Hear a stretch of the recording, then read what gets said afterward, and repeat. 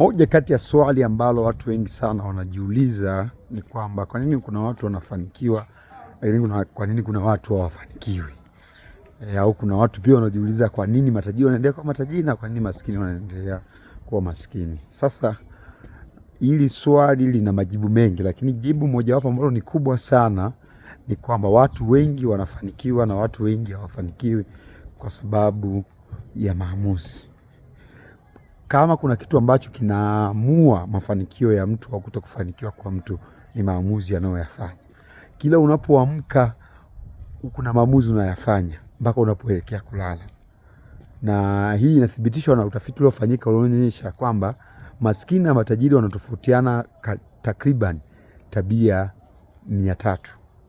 Hii inaonyesha kwamba huu tofauti wa tabia 300 manake ni maamuzi ambayo yanafanyika. Kwa hiyo tajiri na maskini wana tofauti ya maamuzi karibia 300 ambayo wanachukua kila siku. Kwa hiyo ili uweze kufanikiwa katika maisha ni muhimu sana ukawa makini sana aina ya maamuzi unayoyafanya. Manake ni kwamba upo hivyo ulivyo kwa sababu ya maamuzi uliyoyafanya, na utakuwa vile unavyotaka kuwa kutokana na maamuzi mazuri ambayo utayafanya.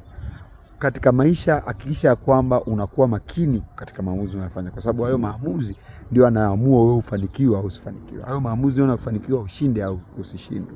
Na hata kama ikitokea umefanya maamuzi umeshindwa, usikate tamaa.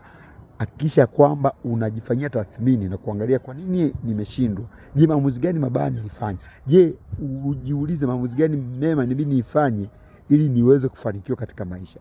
Hapo ndipo utafanikiwa, kwa sababu mafanikio yetu au kushindwa kwetu kumefungwa kwenye maamuzi.